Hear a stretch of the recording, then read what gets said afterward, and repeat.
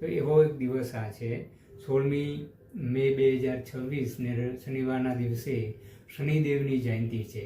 હવે આ દિવસ ખૂબ જ જોગાનુજોગ શુભ બને છે.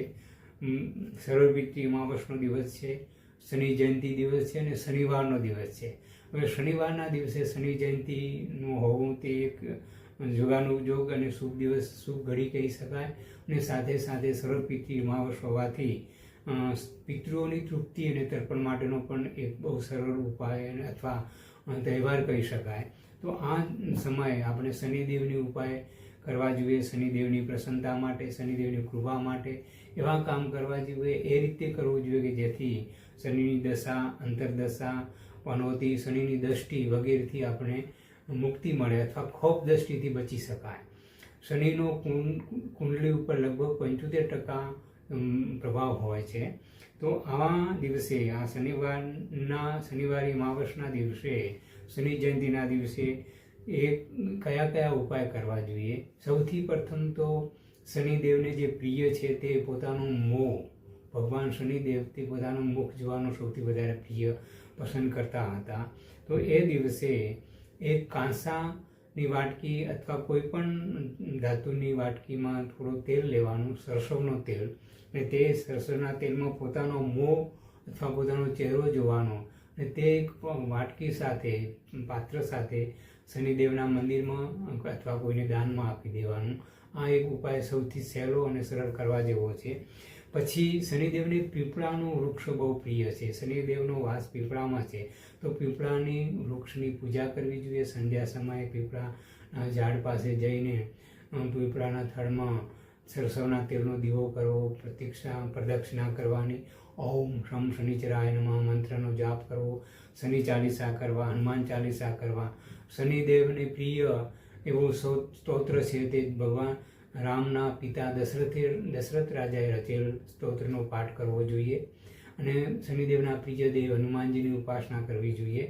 પીપળાનું વૃક્ષ રોપવું જોઈએ જો શક્ય હોય તો. કોઈ જાહેર બગીચા વગેરેમાં પીપળાનું વૃક્ષ રોપીને તેનું પાલન પોષણ કરવું જોઈએ, તો પણ એ શનિદેવની કૃપા થતી હોય છે. અને કાણા, કૂતરા, કાગડા અને પશુઓને, ગાય વગેરેને ખાવાનું આપવું જોઈએ. ગાયને ઘાસ આપવું જોઈએ. કૂતરાઓ અને કાગડાને ખવડાવવાથી શનિદેવની સાથે સાથે રાહુદેવની પણ કૃપા પ્રાપ્ત થતી હોય છે અને પિતૃઓ પણ તૃપ્ત થતા હોય છે. તો કૂતરાઓને ખાવાનું આપવું જોઈએ, કબૂતરને આપવું જોઈએ, કાગડાઓને આપવું જોઈએ, પક્ષીઓને પાણી, અને વહેતા પાણીમાં, નદીમાં જળચર પ્રાણીઓને કંઈ પણ ખવડાવવું જોઈએ. માછલીઓને ખાવા માટેનું આપવું જોઈએ, તો પણ શનિદેવની કૃપા થતી હોય છે. આ કામ તો બહુ સરળ છે અને કરવું જોઈએ. દાન પુણ્યનું આપણામાં ખૂબ જ મહત્વ છે. પશુ પક્ષીની સેવા પણ એટલી જ મહત્વની છે અને એ દિવસે કરવું જોઈએ. સાથે સાથે શનિ મંત્ર અને સ્તોત્ર કરવું જોઈએ, હનુમાન ચાલીસા કરવા જોઈએ. હનુમાન ચાલીસાથી શનિદેવની કૃપા પ્રાપ્ત થતી હોય છે. હનુમાનજીને પ્રિય શનિદેવ છે અને શનિદેવને પ્રિય અને શનિદેવને હનુમાનજી પ્રિય છે. એટલે તેમની પ્રાર્થના પૂજા કરવી જોઈએ. કમસે કમ 8 અથવા 108 હનુમાન ચાલીસા કરવા જોઈએ. 108 ન થાય તો 8 હનુમાન ચાલીસાના પાઠ કરવા જોઈએ.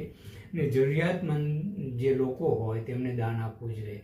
ખાસ ધ્યાન રાખવું, દિવ્યાંગ હોય, આંખથી ઓછું દેખાતું હોય, વિધવા હોય, ઘરડા લોકો હોય અને મજૂર વર્ગ હોય તેમને દાન આપવું જોઈએ. એવા લોકોને એવું દાન આપવું જોઈએ કે જે એમના રોજિંદા જીવનમાં ઉપયોગી થતી વસ્તુ હોવી જોઈએ. કોઈ ડૉક્ટર હોય તો તેને દવાને ઉપયોગી વસ્તુ આપવી જોઈએ અથવા મેડિકલના એવા કોઈ સાધનો આપવા જોઈએ. વધતા કોઈ કારીગર હોય, કડિયા કામ કરતો હોય તો તેને લોખંડની એવી વસ્તુ આપવી જોઈએ કે જે તેને રોજિંદા જીવનમાં ઉપયોગી થઈ શકે, તો તેઓ લોખંડ વગેરેનું દાન કરવું જોઈએ. સરસવના તેલ, લોખંડ અને એવી 2 વસ્તુઓ કે જે આપવી પણ એ દિવસે ઘરમાં ખરીદીને લાવવી જોઈએ નહીં. શનિદેવને કાળી વસ્તુઓ બહુ પ્રિય છે, પણ કાળી વસ્તુનું દાન કરવું, પણ કાળી વસ્તુ ઘરમાં લાવવી જોઈએ શનિવારના દિવસે, શનિવારની અમાવસના દિવસે. તો શનિદેવની કૃપા પ્રાપ્ત કરવા માટે આ શનિવારને, શનિ અને અમાવસના દિવસે અને સર્વપિતૃ અમાવસના દિવસે સાથે સાથે પિતૃઓને તૃપ્તિ થાય તેવા તર્પણ કરવા જોઈએ અને દાન પુણ્ય કરવું જોઈએ. તો આપણી પરંપરા પ્રમાણે ચાલવાથી શાસ્ત્રોના નિયમોનું પાલન કરવાથી આપણી જે હિન્દુ સંસ્કૃતિ અથવા સનાતન સંસ્કૃતિ જે છે તેમાં જે દિવસોનું મહત્ત્વ હોય છે તેની પાછળને જીવનને બહેતર બનાવવાનો હેતુ હોય છે. તો તે રીતે આપણે શનિવારની અમાવસના દિવસે શનિદેવને ધ્યાન કરવું જોઈએ, પ્રાર્થના